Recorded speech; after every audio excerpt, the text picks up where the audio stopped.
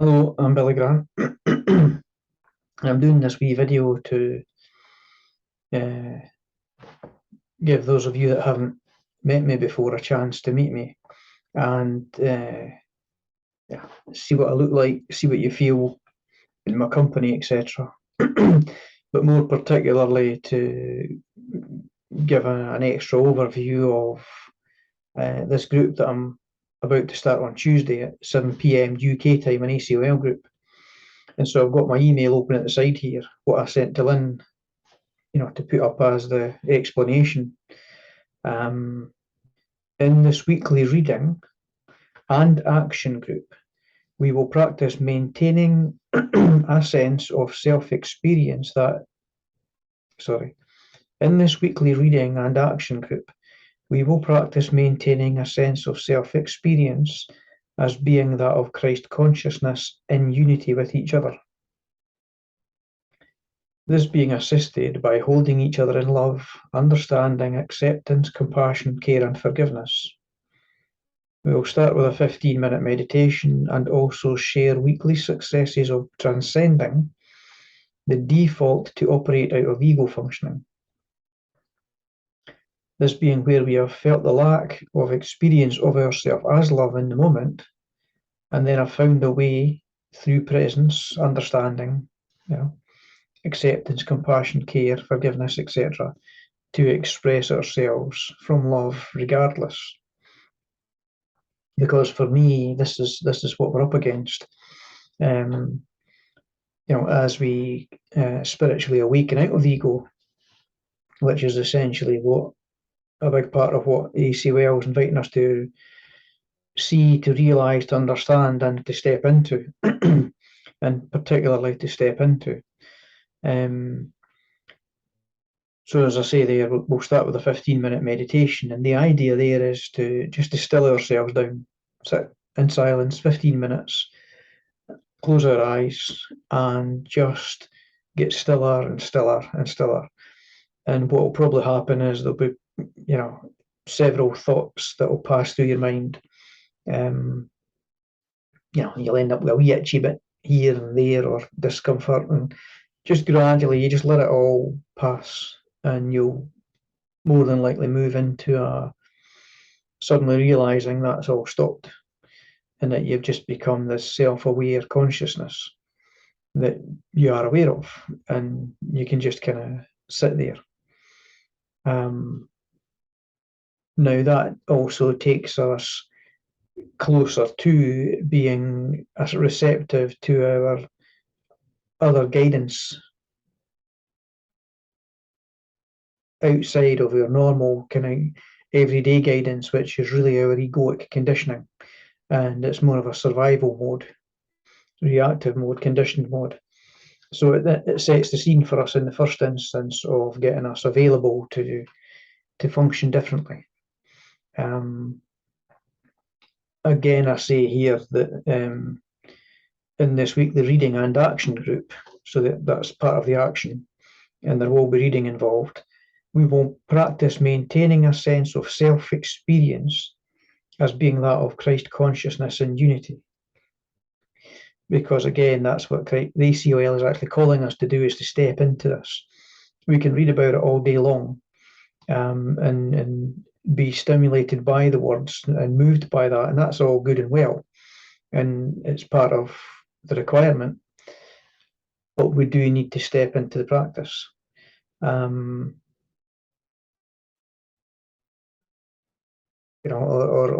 we are just continually kind of reading and stimulating the mind.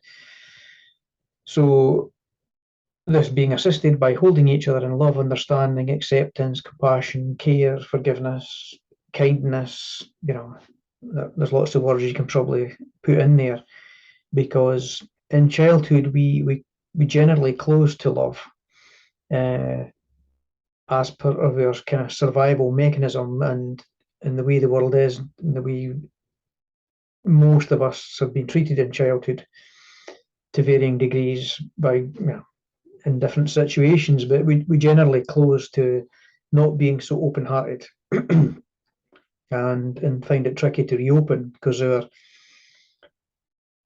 our conditioned systems are telling us that that's not safe to do that. Don't be vulnerable. Don't open your heart. Don't do these things. It's not wise. It's not safe. So for me to say to people, right, take yourself to love. Sometimes we can do it. Sometimes some people can do it. Sometimes some can't. And so it can be easier for people to move towards understanding, care, compassion, acceptance, forgiveness, because we have a more subjective feel of these things, which are still moving towards love. And that's why those words are in there to help us move towards love. And so then the practice in the space is to abide in love, understanding, compassion, care, acceptance, etc., as each other speaks, because we'll probably find we're being triggered and that we want to respond or we want to help the other with what they're sharing, etc. And the idea is more just to hold space for them, so that they can receive their own inner guidance and wisdom. And if we can create a safe enough space, then people will open up. We will each all feel safe to open up in a space that's also slow paced, and kind of held on target. So then that third aspect there, sharing weekly successes of transcending the default to operate out of ego functioning. This being where we have felt the lack of experiencing ourselves as love in the moment, and then through the presence, understanding, acceptance, etc., have found a way to express ourselves more lovingly, compassionately, caringly. Again, is that practice, because it's only through experience, it's only through feeling ourselves in our default, wanting to interact with other in that conditioned way, realizing that that's not what's most productive and is not what we're being called to do, and is not what we essentially are. As Christ consciousness, as love, we then step over and take our time and find a way. And so we've got a week to find the time to do this, and the right instance where it feels safe enough to nonetheless respond to the other. And it only needs to be a small step, more caringly, compassionately, lovingly, etc., than what we were about to do. And that's that small mustard seed, let's say, of a difference that sets us on that path and causes the kind of internal conditioned programming to have to reset itself and recalibrate when it realizes it has been safe to behave that way, and it's actually felt better to be us when we've kind of dared to be our vulnerable, loving truth in a situation that isn't overly threatening, as many situations were in childhood. And so these old programs are still running from the childhood kind of setup, and are operating in our service, but they're kind of overly operating.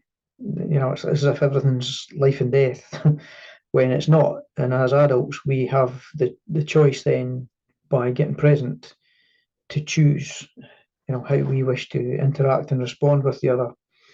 So that's the gist of it. And as I say, to reiterate, I've been doing these calls for a couple of years now. I've been doing Zoom calls for many years. I'm trained in heart intelligence, psychosynthesis, which is psychospiritual psychology. It was a master's degree I did in London for about 6 years. Not really to become a life coach, but to refine my own sanity when I went into kind of midlife crisis and spiritual awakening. So I've been doing this stuff for almost coming up for 20 years now since then.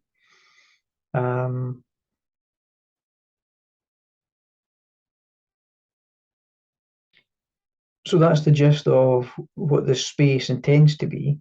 And it's not going to be held that tight, that rigid. We'll show up and have a chat for 5 minutes or so as people arrive. as I say, we'll do the meditation. We might do a quick check-in with where we're at, what's moving, and we do that so we can each get a read on each other and a feel for each other. Stops us projecting stuff on each other, basically. Maybe go into the sharing of successes over the previous week.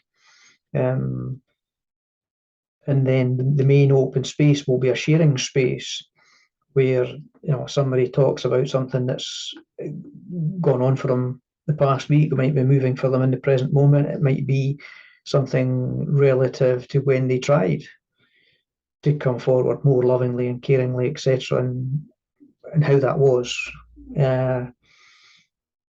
Whilst the rest of us are mindful and present to holding that person in love and understanding, forgiveness, acceptance, all these things, if and where it's necessary, to kind of, as I say, change our operating system from that default.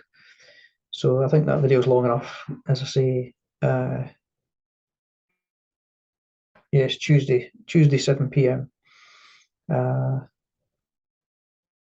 along, see what happens. Yeah, see where it goes.